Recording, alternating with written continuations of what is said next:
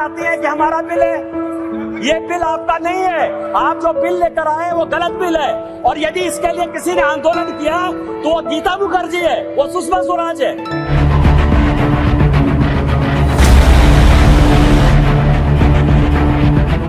नमस्कार, मैं अभिनेंद्र और आपने देखना शुरू कर दिया है द प्रिंट लाइन्स।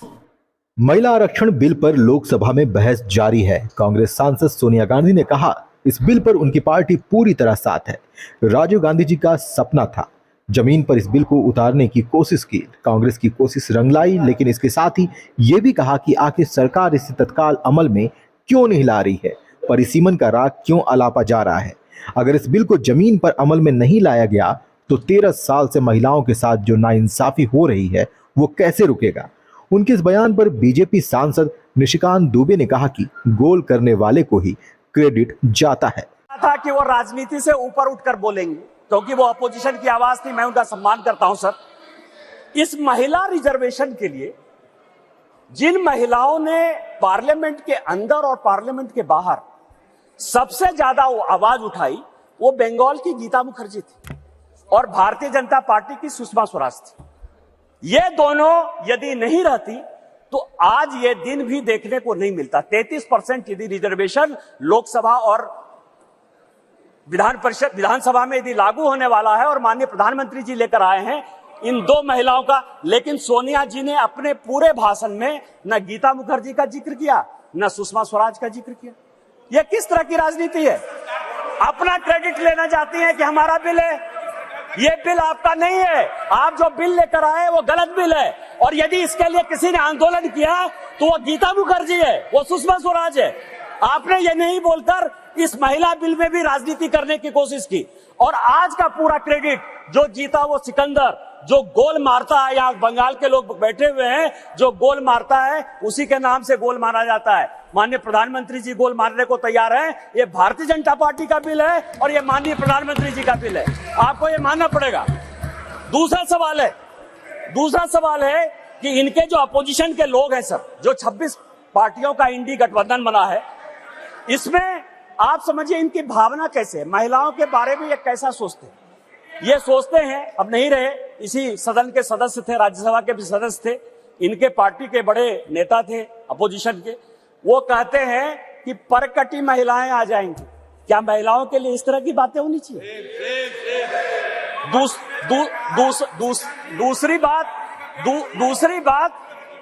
बात जो है, ये दूसरे नेता जो है 2011 में मैं अध्यक्ष जी आपको दो कहानी बताना चाहता हूं, और ये वर्षों से मेरे मन में था।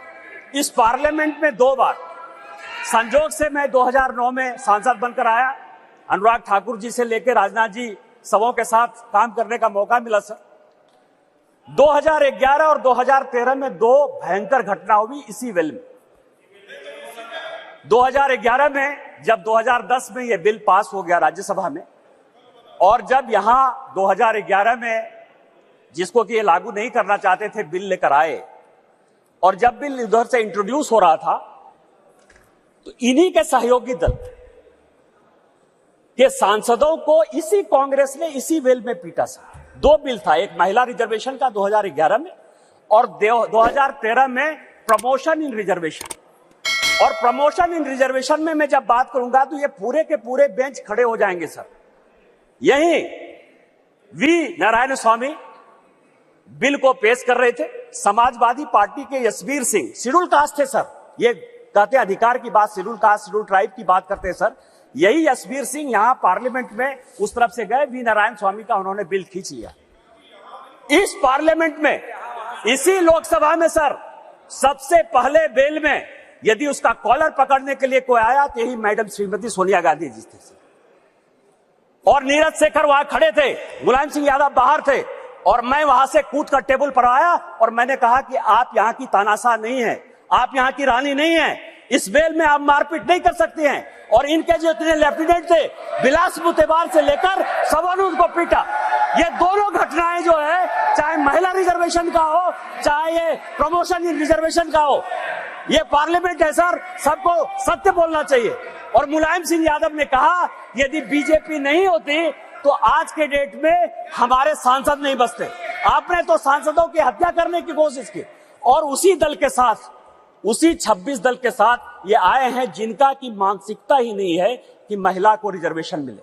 चाहे वो राष्ट्रीय जनता दल है, चाहे वो समाजवादी पार्टी है, चाहे इनके सारे मुस्लिम एमपी है, चाहे कोई भी पॉलिटिकल पार्टी जो इनको सपोर्ट कर रही है सर, और उन्हीं के दबाव में ये कानून के विरोध में जाकर, इस संविधान के विरोध में जाकर, और उसके सारे उदाहरण है कि 96 से लेके आज तक क्यों नहीं लागू हुआ, उसी के कारण ये कभी ओबीसी रिजर्वेशन की बात करते हैं, कोटा विद इन कोटा की बात करते हैं, राज्यसभा में जो है उसको अधिकार देने की बात करते हैं, विधान परिषद में क्यों नहीं रिजर्वेशन दिया उसकी बात करते हैं, फिर वो बात करते हैं कि 2024 से क्यों नहीं लागू होगा। इनको सब कुछ पता है, ये देश संविधान से चलता है। हम एक गरीब परिवार के बेटे होकर इस पार्लियामेंट में आए हैं सर। जैसे मैंने बात कही कि मेरे माँ पिताजी आज भी गांव में रहते हैं। यदि बाबा साहब अंबेडकर का यह संविधान नहीं होता, भारतीय जनता पार्टी नहीं होती, उस दिन भी मैंने कहा कि आपने गांव नहीं देखा है, गरीबी नहीं देखा है, महिलाओं की स्थितियां नहीं देखी है। आपने जो जो कानून पास किए वो महिलाओं के खिलाफ है। यदि 498 आपने पास किया जिसका आप क्रेडिट लेना चाहते हैं, तो उसमें से है पुरुष से ज्यादा महिलाएं ही जेल में बंद हैं। डॉरी के केस में जिस तरह से आपने बनाया, आज यदि आपने कई एक कानून ऐसे पास किए हैं जिसमें लोग महिलाओं को नौकरी देने के लिए तैयार नहीं होते हैं, आपने महिलाओं को रोकने का प्रयास किया, महिलाओं को बढ़ाने का प्रयास नहीं किया। और हम जो बिल लेकर आए हैं, जो माननीय प्रधानमंत्री जी के नेतृत्व में ये इतिहास रचने जा रहा है, और ये जो ऐतिहासिक पल है, और स्पीकर साहब आपके जीवन का जो ऐतिहासिक पल है कि उस कुर्सी पर आप विराजमान हैं, जिस पल में ये इतिहास बन रहा है वो केवल और केवल माननीय मोदी जी की देन है, भारतीय जनता पार्टी की देन है।